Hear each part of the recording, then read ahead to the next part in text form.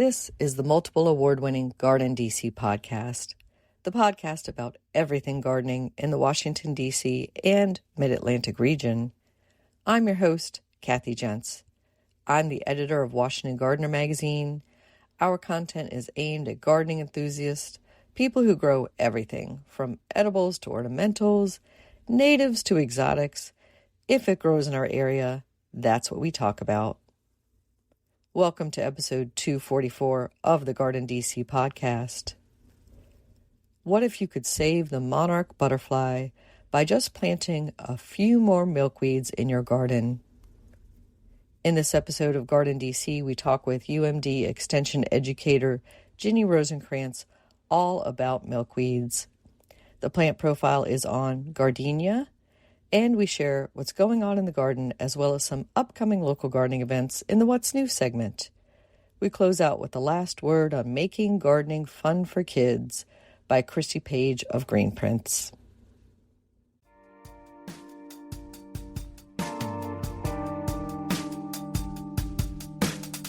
This episode, I'm joined by Ginny Rosenkrantz. She is with the University of Maryland Extension, and we're going to be talking all about the milkweed family. Welcome, Ginny. Hi, thanks for having me. Great to have you on, Ginny. And before we dive into all things milkweed, let's talk a little bit about you and dial back all the way to baby Ginny. And we like to ask our guests here on the Garden DC podcast, were you born with chlorophyll in your veins and a green thumb?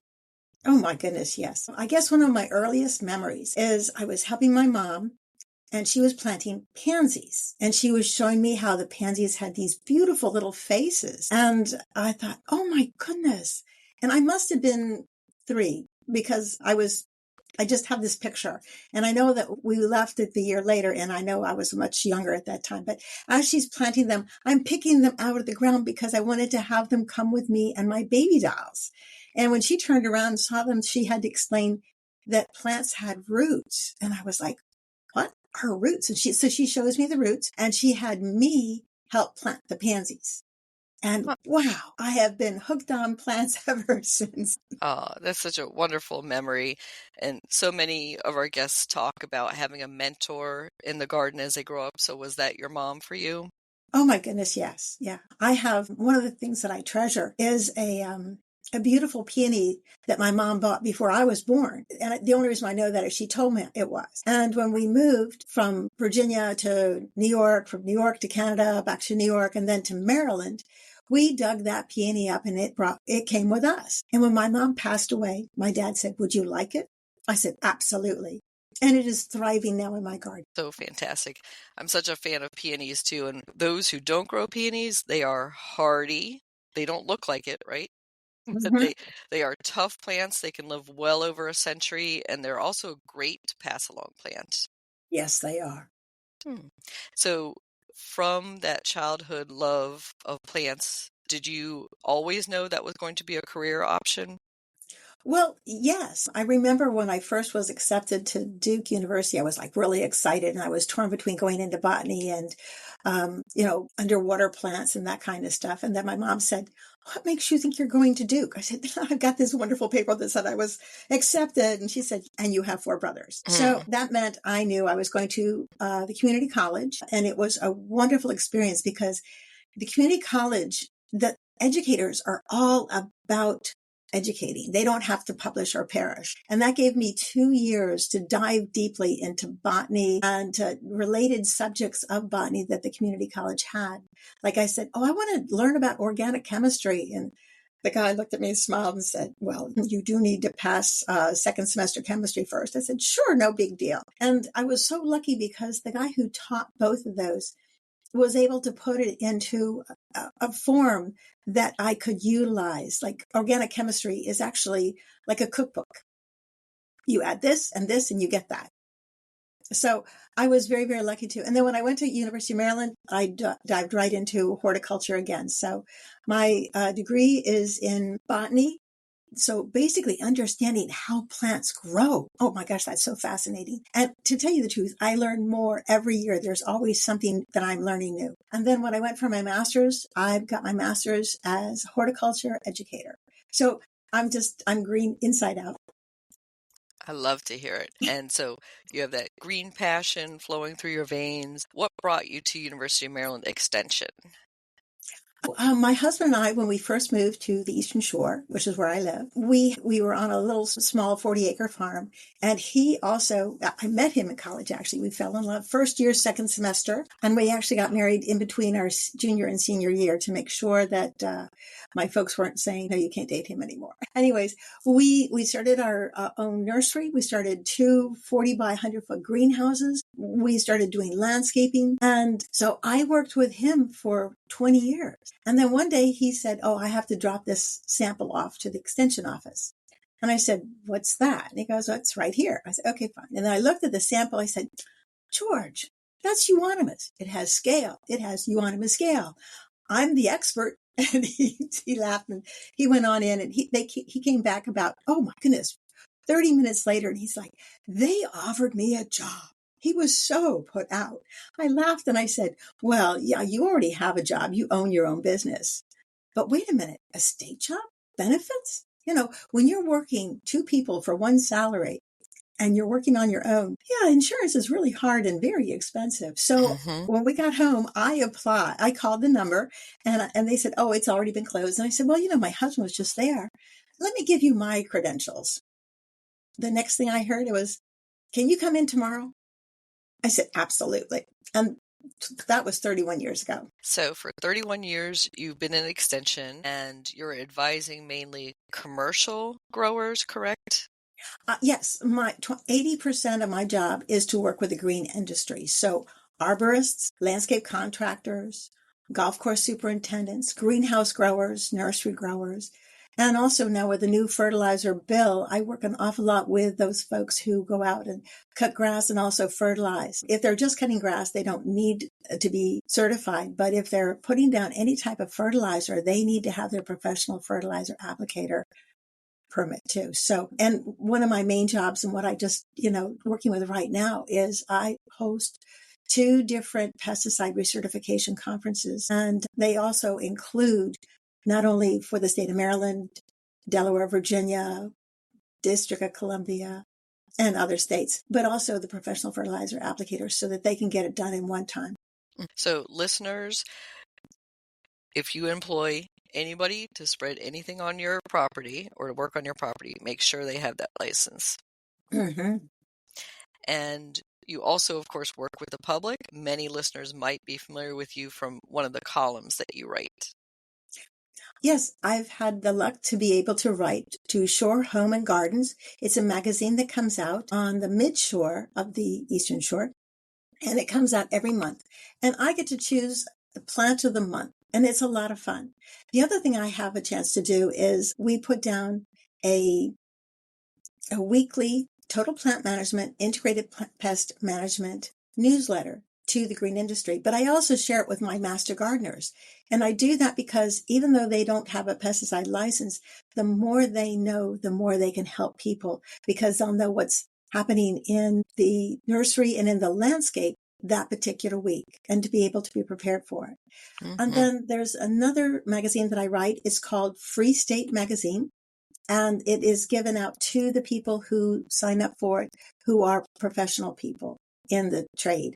And that's 3 times a year. So I do a spring article, a summer article, and a fall article. And already I'm thinking about what I'm going to do for my summer article.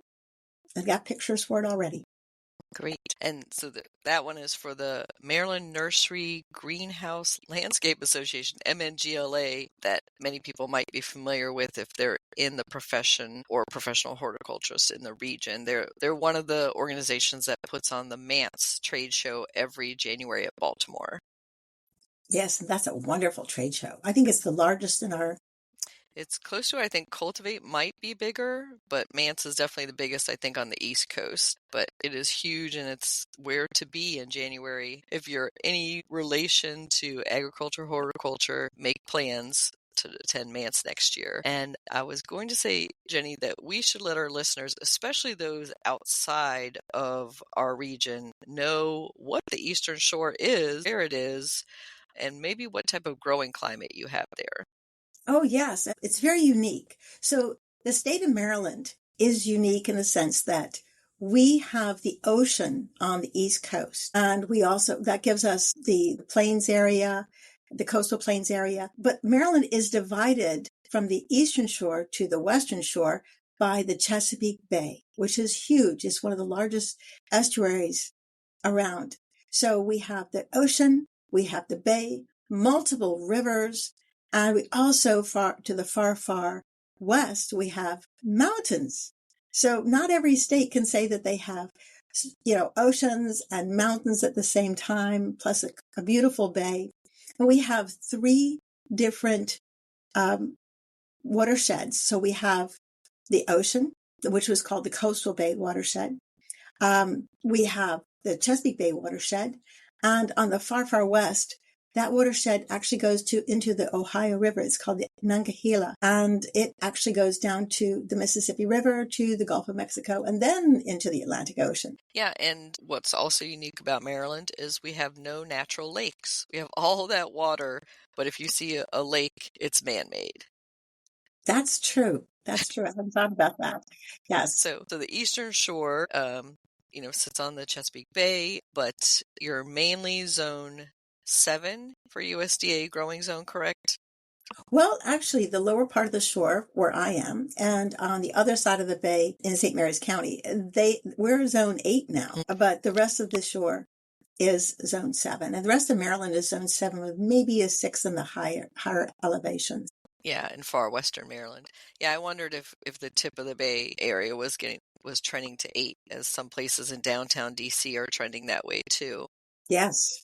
So, how about your own home garden, Jenny? What are you growing for fun?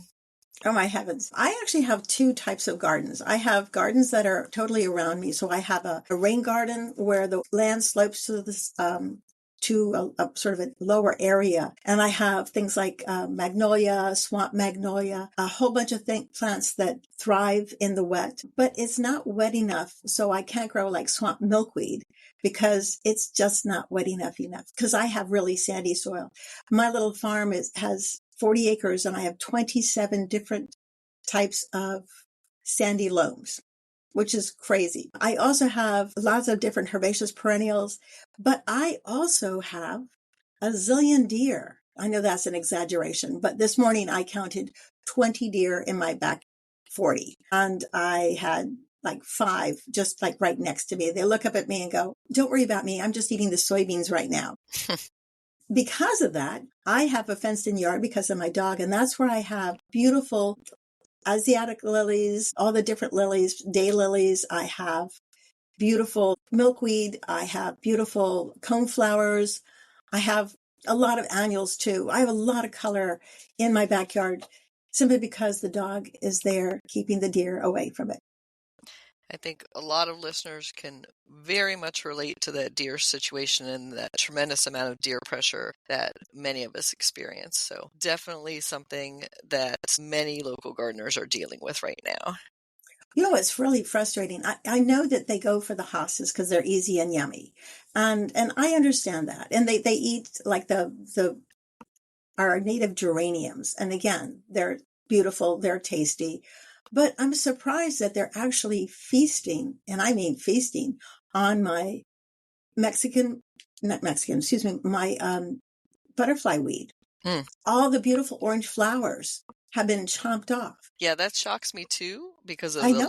the latex and the white milky sap in there. So let's turn our conversation to milkweed and growing it, the varieties that are native to our region, maybe some of the exotic types of milkweed. So since we're turning to that now and the deer eating it, are there other pests or major pests on milkweed that you've noticed?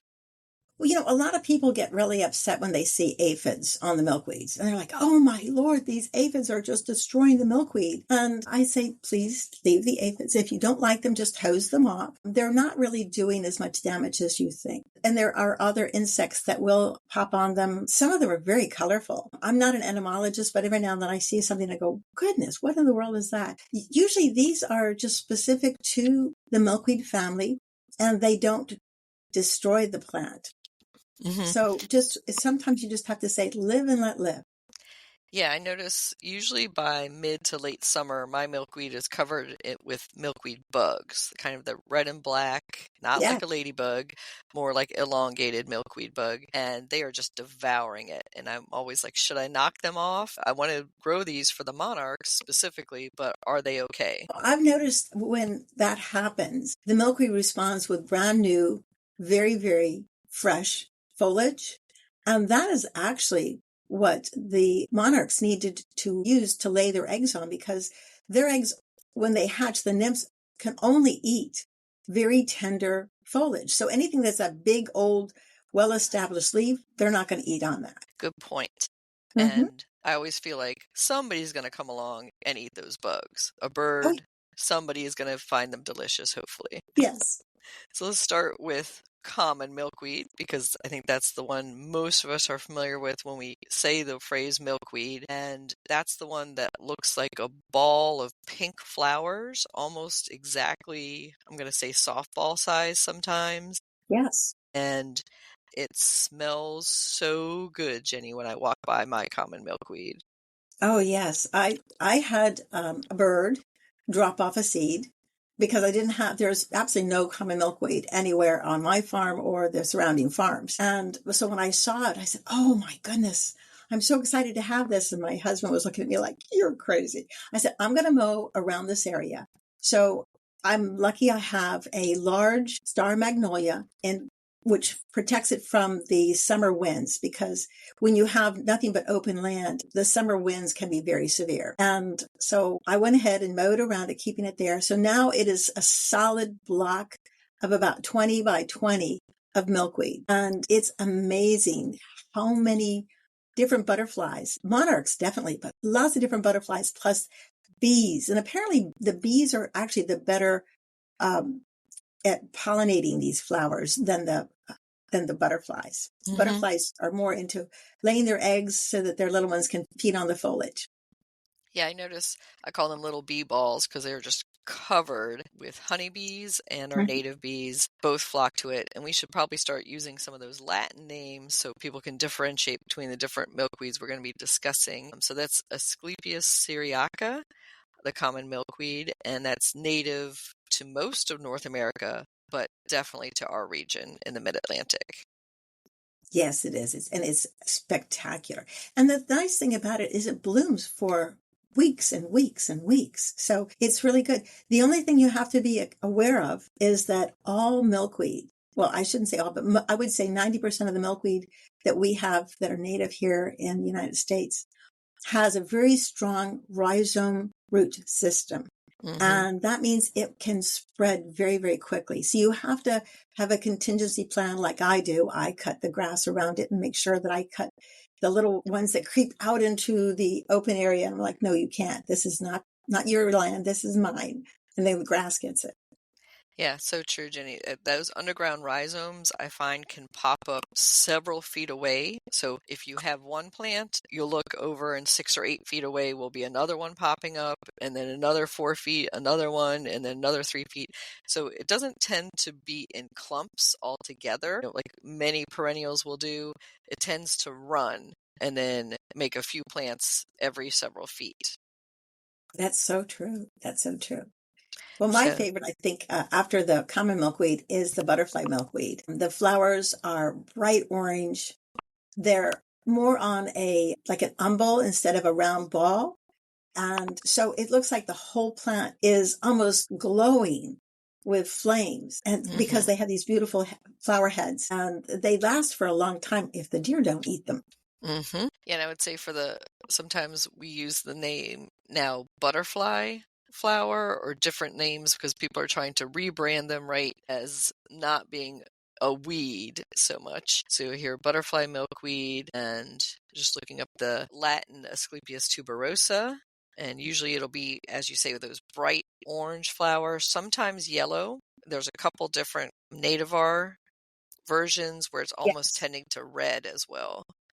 And some research has shown that You want to plant these, if you have a flower bed that you are planting of native plants or even non-native plants that are colorful that you want to have blooming throughout the summer. If you plant the milkweed flowers and they only grow up maybe 2-3 feet max and 2 to 3 feet wide, you want to plant them in the front of all the other flowers because the butterflies, if they fly over and don't see them right away, they just fly away.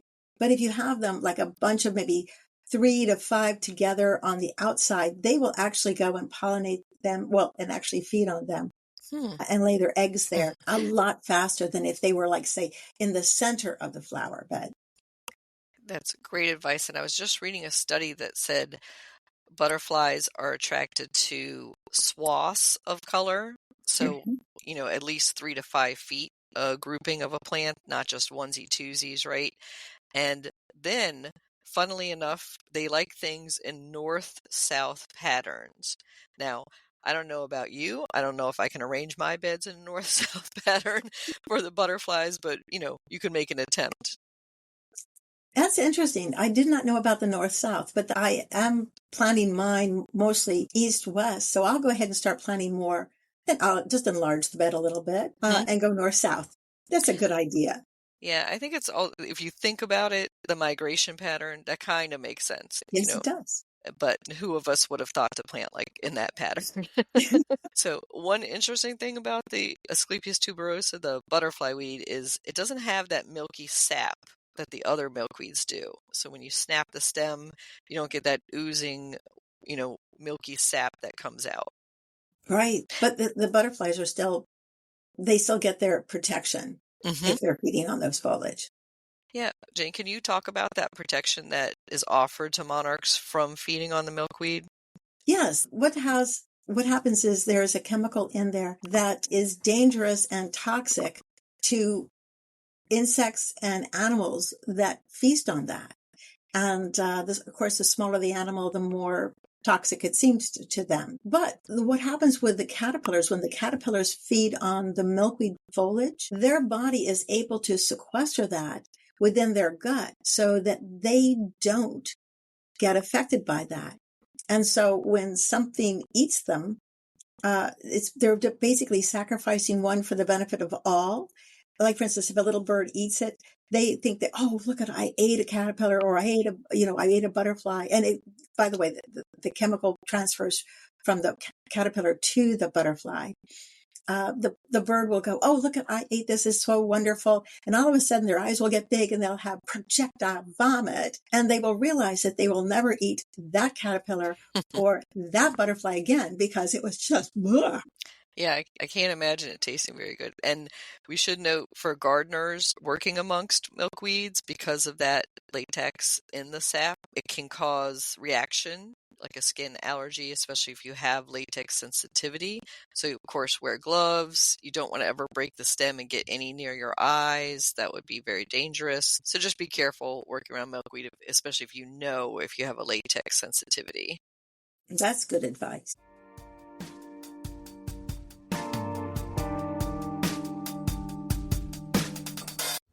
Garden DC will be back after this short break. Get low-maintenance alternatives to lawns with Ground Cover Revolution by Kathy Jentz. Reducing the lawn is among the biggest trends in homeownership, with an endless stream of homeowners looking for an eco-friendly alternative to a traditional turfgrass lawn. In the last few years alone, over 23 million Americans converted part of their lawn to a natural landscape, and now they're looking to do even more. The biggest challenge to adopting this new ideal of the perfect lawn? Knowing how and when to replace your turf and which plants are the best ones for the job. Ground Cover Revolution is here with all the answers you need, and some you didn't even know you needed. Included are 40 in-depth profiles of plants that are perfect choices for replacing a grass lawn. There are options for sun, for shade, for dry and wet sites, and for various climates around the globe. There are choices that bloom, options that are evergreen, and selections that are deer-resistant.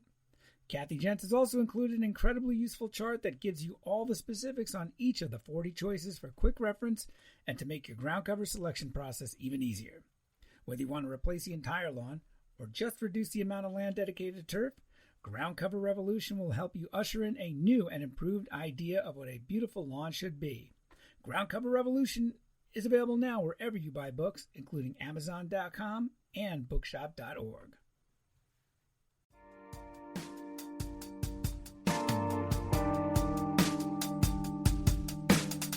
Common milkweed, that's for the wetter areas of our region, right? And then the butterfly weed prefers it a little bit drier, a little more well-drained soils, and they both want full sun.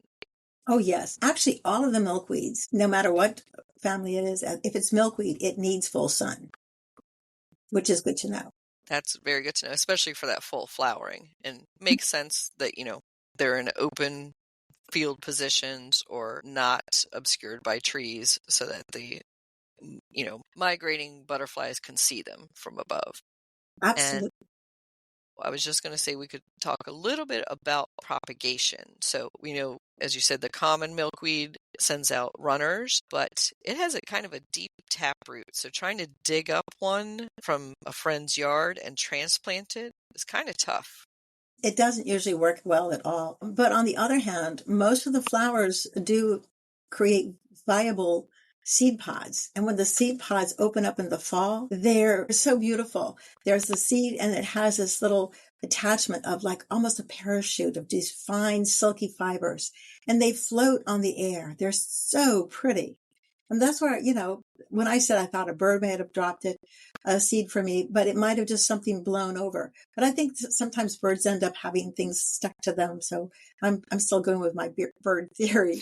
But I think all of the milkweeds have these wonderful seed pods that are very vital and very fertile. I think the one that is the hardest to grow from seed, though, is the butterfly, the orange one. Yeah, I hear a lot of issues with propagation from seed from native plant sellers and growers. The tuberosa especially is tough to grow from seed, so it can be a little expensive, but you could buy plugs of already started of the common milkweed and butterfly weed. If you get them as tiny plugs, I think you have much more success in transplanting them. I think you're right about that. Absolutely. They don't like to stay in containers. So a lot of people go to the garden centers saying, I didn't see milkweed anywhere. And my response is, well, they don't like to be in a container long. So people who know that and see them, they buy them up as quickly as they can, plant them as quickly as they can. Being pot bound is almost a death sentence for them. I think the butterfly weed, if you have a very large container, I'm Yes, talking it's right. about one of those like cow trough, Mhm. big containers, like 2 foot by 6 feet. Basically a raised bed. You could grow butterfly weed in there if you don't have access to in-ground gardening, if you're only container gardening, say on a patio or balcony. That is true. And that would be a nice way to go ahead and have a couple of beautiful flowers because they flower so long. And circling back to those seed pods you were talking about, especially on the common milkweed, so it kind of looks like a big bird head, the pod, Yeah. then it splits open and it lets out those, thousands of little parachuted seeds on the like little puffs that they're on. I think many of us have childhood memories, right, of splitting those open and letting those go to the wind and Yes. having fun with those. And I've heard some studies about some of those, that the little filament that's in there being used for different purposes, for replacing cotton or other fibers. Yes, I've heard about different people using it for different things, the silky fibers. Somebody said to me, they look like miniature ballerinas as they're floating on the air. Yeah, I'd say little fairies, little ballerinas dancing on the wind. So Hmm. pretty. Yeah. And so let's turn to our third native for the Mid-Atlantic region milkweed, and that's swamp milkweed. And that can easily get confused, right, with the common milkweed, because common milkweed can grow in a swamp too, but this is specifically Asclepias incarnata. Yes, and this one has a totally different look to it. Like I said, I've tried for years to grow mine in my little rain garden unsuccessfully. So what I've done is I've put it in a large container. It's like a 5-gallon pot. And this is the 5th year that I have grown it, and it's thriving because I water it every day. It can get to be 3 to 4 feet tall, and it has beautiful either pink or white flowers. So it's not the orange and it's not a ball. It's more like the flower head of the orange milkweed. So it's like an umbrella instead of a full ball. And the flowers are beautiful. They're fragrant too. And we should talk about that fragrance because especially the common milkweed, to me, it smells like kind of like vanilla honey, like really strong vanilla honey scent when it's in full bloom. That's a great description. I agree with that. And then, oh, go ahead. I don't think that the swamp milkweed is as fragrant. It's a more of a light fragrance.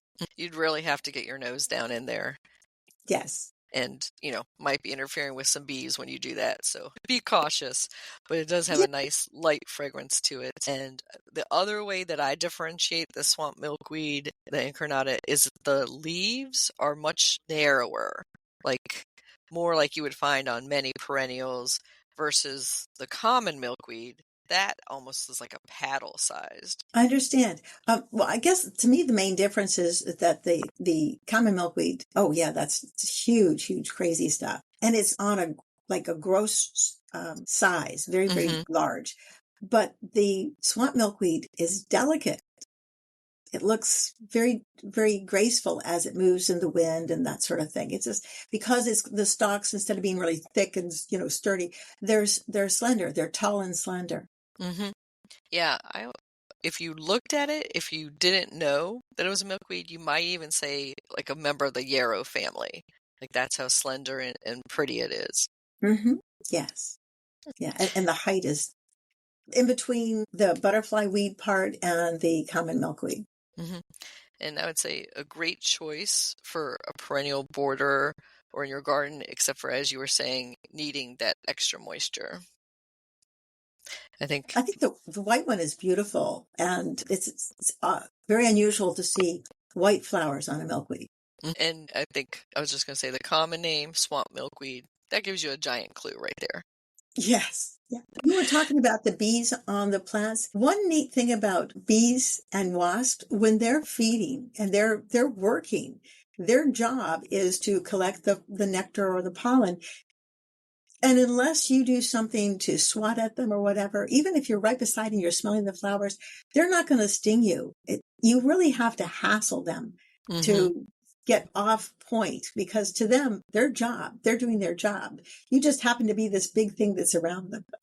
Yeah, so true that when you interfere with them, they might not be too happy, but they're on a mission. Mm-hmm. So let's turn to the Mexican butterfly weed, also known as tropical milkweed, Asclepias, and I'm going to mangle this Latin, Curasavica. I think that's how I would pronounce it also. Wow, the flowers on that are spectacular. Bright red, bright yellow. They're so colorful.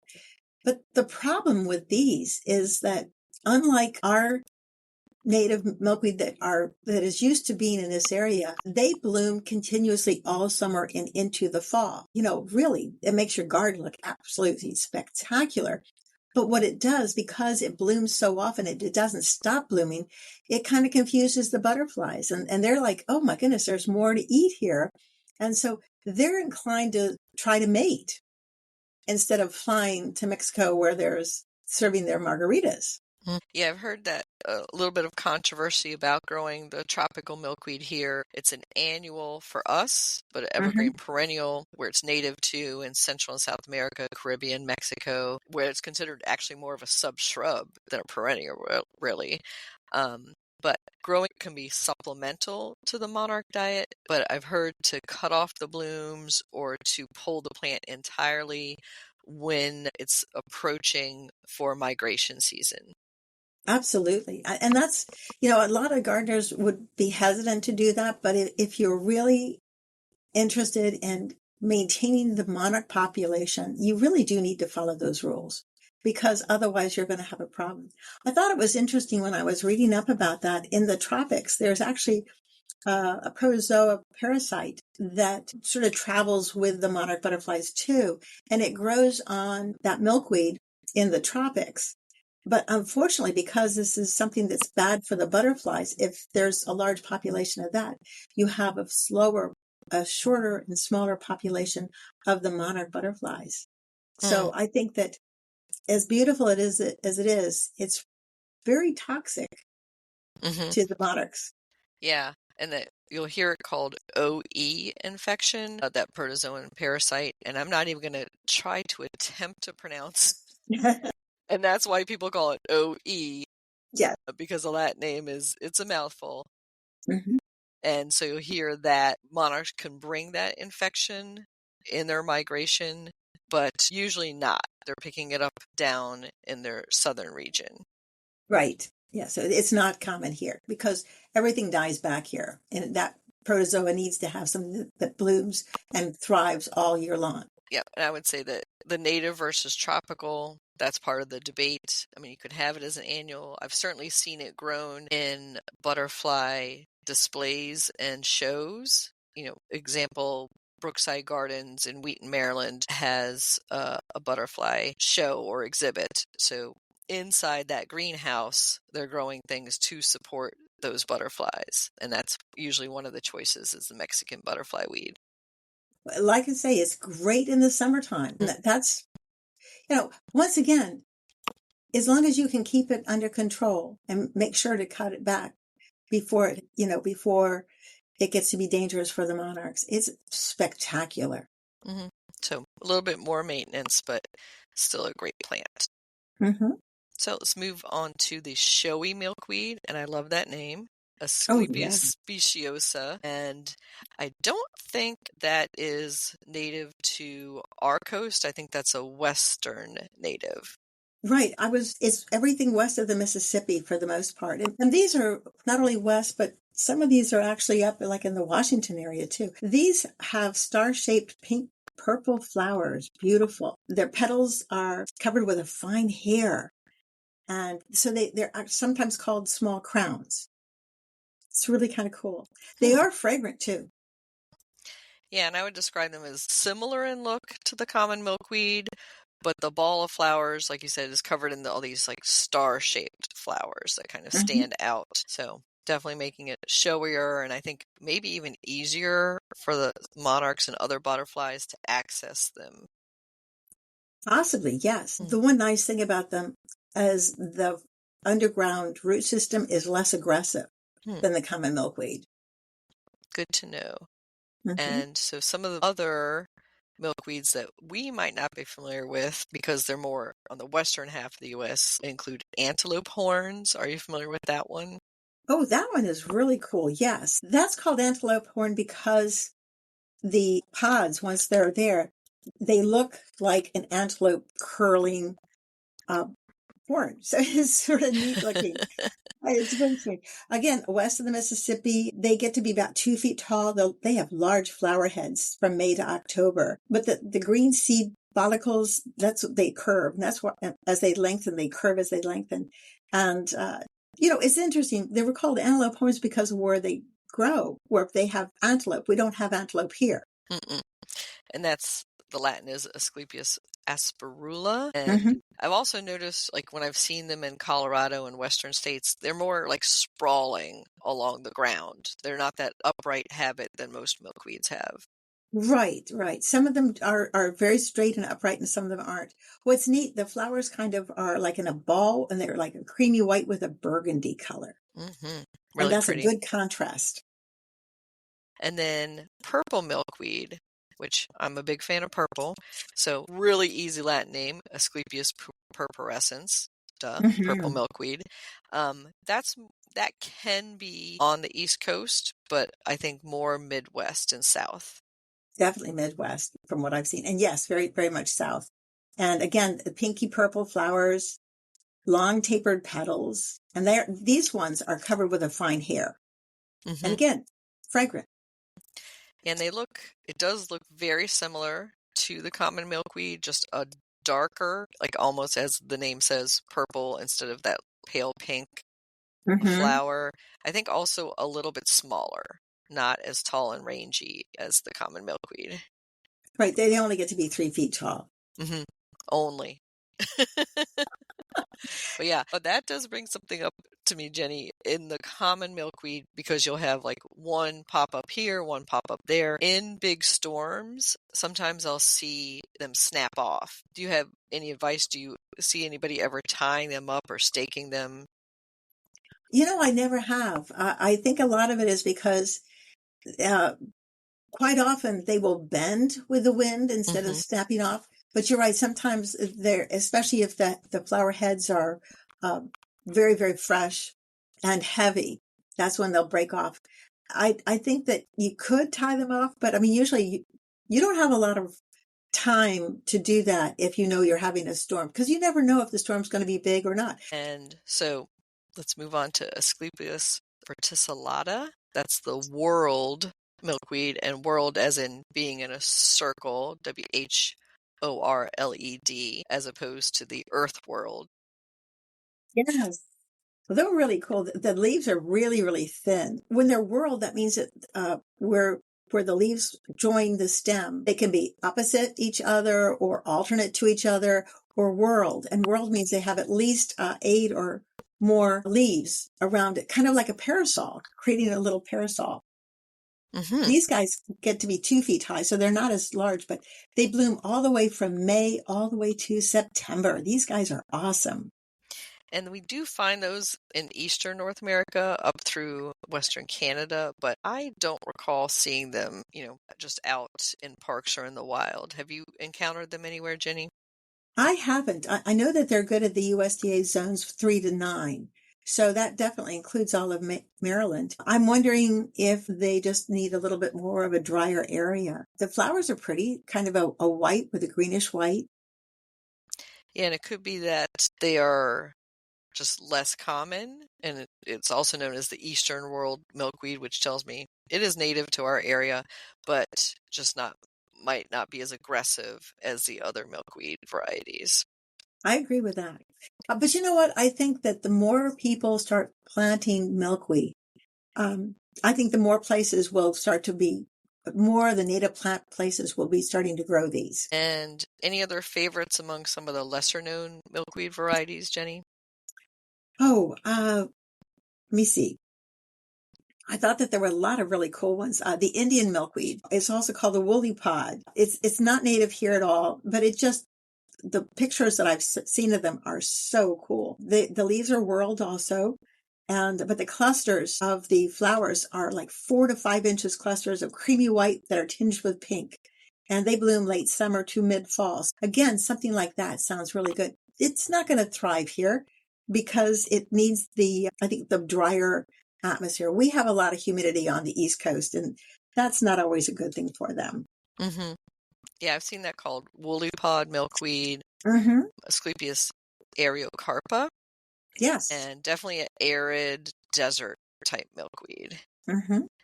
Definitely for those areas, I would say you're right. Our humidity, this is not going to work. Right.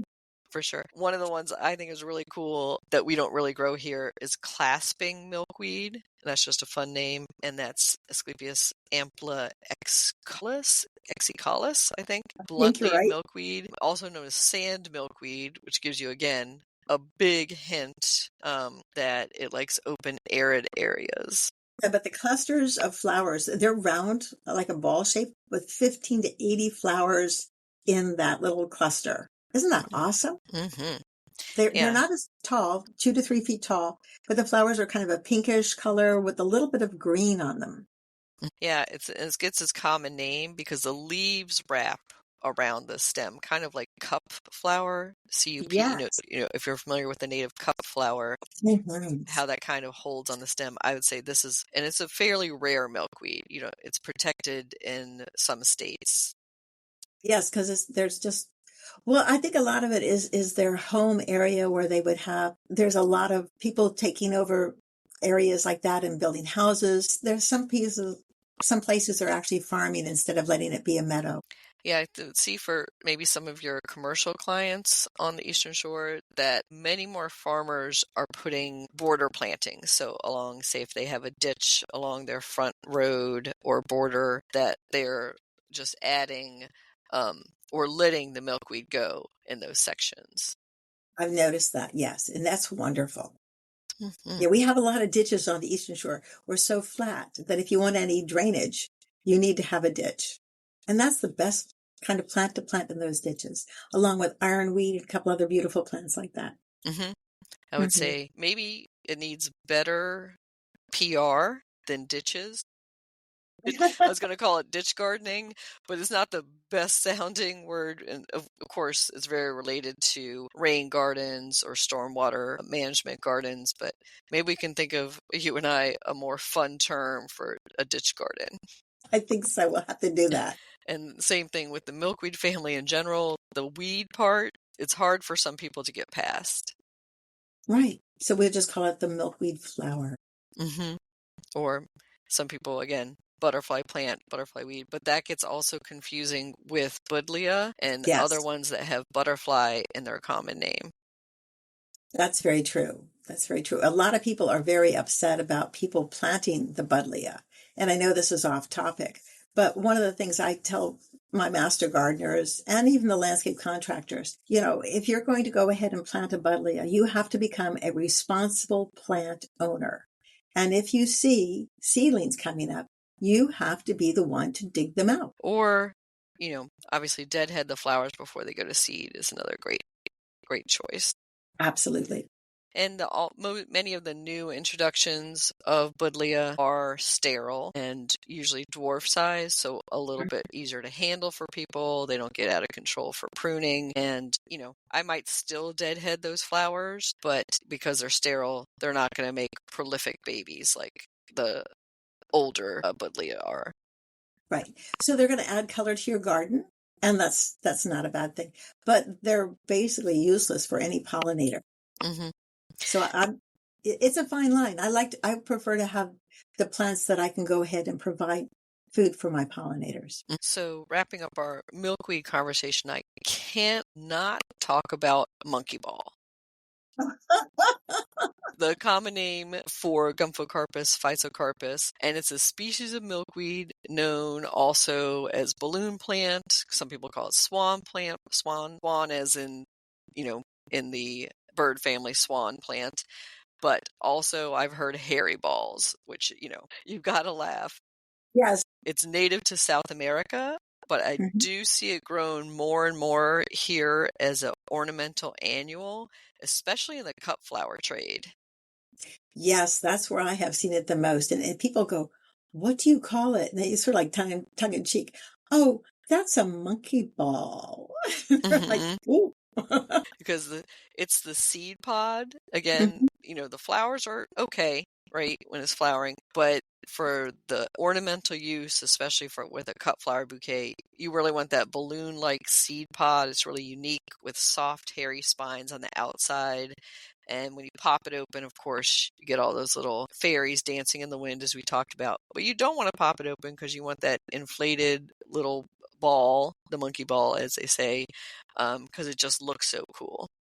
And it's very delicate looking. I mean, it's not heavy. It's very delicate looking, and it's great in dry flower arrangements and even fresh flower arrangements. It's absolutely beautiful. Yep.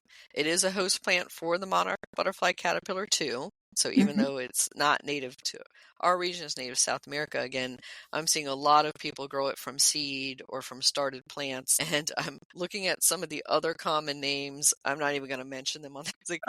It goes even further down the rabbit hole with those. But yes, both fresh or dried. And again, there is a milky sap, like with most milkweeds, so be careful when you're doing flower arranging with them because it can irritate your skin. They are hardy to zone 9 to 11, so if you're a little bit south of here, they will reseed for you. That's true. So Jenny, how can our listeners contact you to find out more? Okay, my email address is probably the best way, and it's part of my name. It is ROSNKRNZ@umd.edu. When the university first gives out our addresses, they have part of your last name and the first letter of your first name, which would have put me as Grosson. I said, I do not want to be gross. So I just went ahead and took my last name and put one vowel, and all the other vowels are just not there. So ROSNKRNZ@umd.edu. Love to hear from you. How can people sign up for the IPM email newsletter that you mentioned? Oh, okay. If you email me, I can go ahead and send your name to Suzanne Click, who is the person who is in charge of putting the paper together. She gets information from the University of Maryland College Park entomologist, the plant pathologist. There's a lot of people who are working in the trade, and they'll send information. Dr. Andrew Risby writes about the soils and nutrients and that sort of stuff. Dr. Paula Shrewsbury is an amazing entomologist, and she does a great job explaining not only what insect it is, but how it affects the landscape and how it reacts. She's incredible. And there's lots of people who are helping pick out the weed of the week. And Dr. Shrewsbury puts out the beneficial of the week. And I write an article of the plant of the week. And so this week, the plant of the week was an Asclepias. Excellent. So we'll put a link to the College of Agriculture and Natural Resources website. That's agnr.umd.edu in our show notes. And people can also reach you through that staff directory there as well. Mm-hmm. Yes. So Jenny, any final thoughts on growing milkweed? My idea is to get as many as you can and plant them in as many gardens as you have on your property. If you don't have, like I say, if you only have raised beds, plant them around the edges of the raised beds. If you don't have raised beds, get some beautiful pots and plant them in there. You will not be disappointed. The amount of butterflies that will come will be fabulous. The other thing I would suggest planting, and this is because I like to give them more of a variety of what to eat. I plant parsley, which is a biannual. And so the first year I have parsley to eat, and the second year, like right now, I have a forest of parsley that's all in bloom. And dill is another one that the butterflies absolutely adore. So this is different ways of feeding them. Excellent advice. Thank you so much, Jenny. Thank you for having me.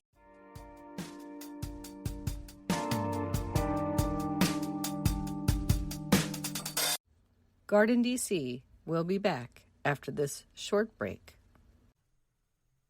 In the book The Urban Garden by Kathy Jentz and Terry Spate, you'll find dozens of inspiring and creative ways to grow flowers, shrubs, vegetables, herbs, and other plants in small spaces and with a limited budget. Whether you want to grow on a balcony, rooftop, front stoop, or a tiny urban patio, turn your growing dreams into reality and build a gorgeous and unique garden that showcases your personal style while still being functional and productive. With the ingenious ideas and resourceful tactics found here, you'll be maximizing yields and beauty from every square inch of your space.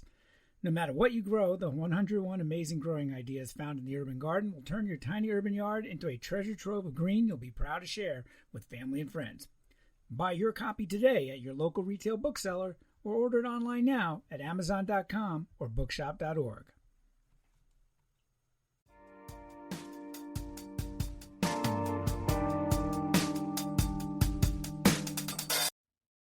Gardenia plant profile. Gardenia species, is an evergreen flowering shrub. Its beautiful blooms are usually white or yellow and have a wonderful fragrance. Its leaves are shiny and thick. Gardenias for the garden are normally around 2 to 3 feet tall and wide, though there are some gardenia species that can grow up to 50 feet high. Gardenia is hardy to USDA zones 7 to 11. Gardenia is in the coffee family and is native to the tropical and subtropical regions of Africa, Asia, Pacific Islands, Madagascar, and Australia. Gardenias prefer to grow in part sun to part shade. Ideally, situate them in morning sun and afternoon shade. They need well-draining soils that is fertile and on the acidic side. Do not let gardenia completely dry out between waterings. Mulch them well around the root zone and prune out dead branches as needed. You can deadhead the spent blooms to encourage reflowering as well. Gardenia flowers throughout the summer into fall, and they make a good cut flower. Use an acidic, slow-release fertilizer formulated for acid-loving plants for your gardenias.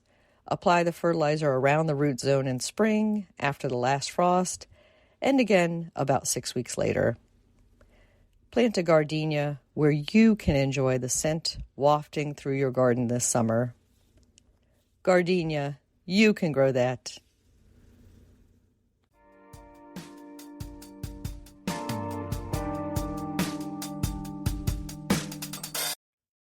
What's new in the garden this week? Well, I'm enjoying the blooms on my St. John's wort. The daylilies and Asiatic lilies are blooming beautifully as well. Over at our community garden plot, I've been picking dahlias that had overwintered from last season. Also picking blackberries, and the cucumber seedlings are starting to show up. Hopefully that means lots of cucumbers for later this summer. In garden tips that we shared this week, we talked about basil growing tips, including that overzealous weeding removes all of your self-sowing annuals. So be a little lazy in the garden in the next few weeks and see what comes up. Right now, we're seeing basil seedlings, tomato seedlings, zinnias, marigolds, and other seedlings popping up. The new issue of Washington Gardener magazine is out, and that's the June 2025 edition. Our cover story is on Centaurea. We have feature stories on how to be a green gardener, native spring flowers, a new penstemon, safety around overhead power lines, dealing with the mock strawberry weed, how to make a blackberry fizz cocktail, growing African miniature bottle gourds, covering the recent Earth, I Thank You documentary premiere, garden book reviews, and a reader contest, along with tips on growing summer bulbs in containers. And we introduce you to Alana Rubin Forestry Therapy Guide, amongst many other features in the June 2025 issue. To find that, you can go online to washingtongardener.blogspot.com and subscribe there to have the PDF sent to you. In local area gardening events that you won't want to miss, we are having a garlic festival at the Tacoma Park Farmers Market in Tacoma Park, Maryland on Sunday, July 20th at 10 a.m. to 12 noon. And that is in partnership with the Tacoma Hort Club, the Farmers Market there, and garlic guru Tony Sarmiento, a past guest on this podcast. And from July 18th through July 20th, Kenilworth Aquatic Gardens is hosting their annual Lotus and Water Lily Festival. And on Saturday, August 23rd, mark your calendars for the Washington Gardener Tomato Taste at Market. That's 10 a.m. to 12 noon, held at the Silver Spring Farmers Market in downtown Silver Springs, Maryland. We will be having tomato tastes, tomato recipes, and sharing lots of other tomato growing tips. And then finally, looking ahead to Saturday, September 6th, is the DC State Fair. Check out how to enter the DC State Fair at dcstatefair.org. Happy gardening!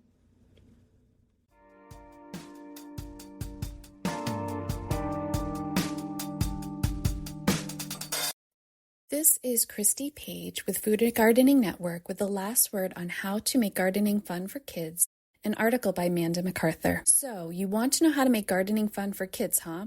The real question is, how is gardening not fun for kids? Sure, most teenagers won't be interested unless they get a good TikTok video out of it, but the little ones love it. And what's not to love? Dirt, food, and knives. Yes, knives. My daughter is 2, and she's a bit of a wildling. So she always wants to be active, and if I'm cooking, she wants to do it too. I learned early on that if I was ever going to get my vegetables chopped for dinner, I would need to let her help. I'll be honest, she didn't start with anything other than curved butter knives, and that worked perfectly fine. In fact, when I upgraded her to plastic toddler knives, they were sharper than the butter knives. But anyway, let's have some fun here, because if you're not having fun, it'll be hard for your kids to get on board. Training them to be your helpers will be worth all the effort in the long run. Here are a few ways to get young kids to help you in the garden that won't drive you totally nuts. First, let them dig, weed, and play in the dirt.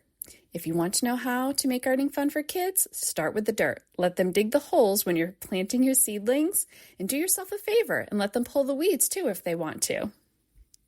2, let them pick the vegetables. Kids love picking vegetables. I try not to let my little bull in a china shop pull beans because they're easily damaged by pulling, but things like tomatoes and peppers are great introductory veggies for your helpers. 3, let them wash the vegetables. Little ones love washing vegetables. You can offer them a bowl of water and a strainer so that they can wash the veggies off, then put them in the strainer to dry. It gets even more fun for things like potatoes. 4, let them help clean up. At the end of the season, gardening is no fun and it's all work, so recruit your kids to help pull up the annuals, rake the leaves, and turn the soil. Next, let them chop and peel. Picky eaters in particular excel at this task.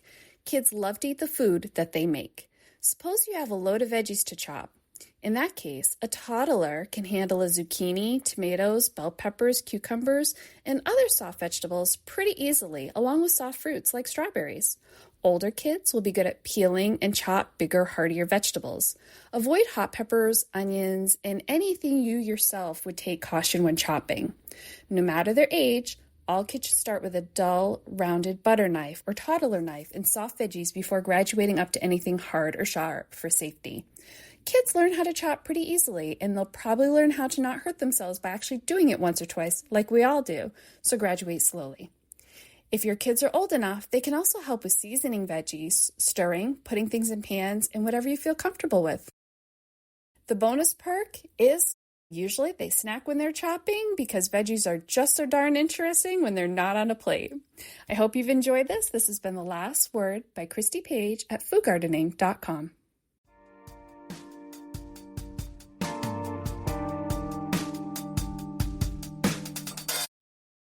Thank you for listening to Garden DC.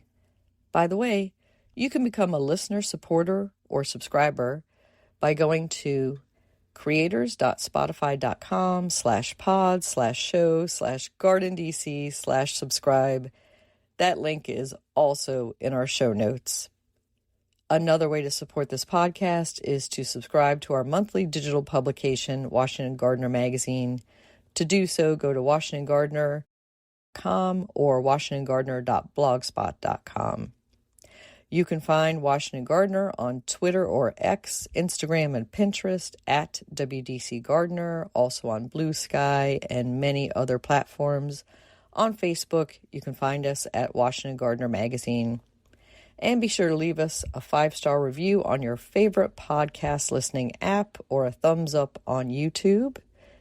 Please take a moment to share us on your social media with #GardenDC so other gardeners can find us too.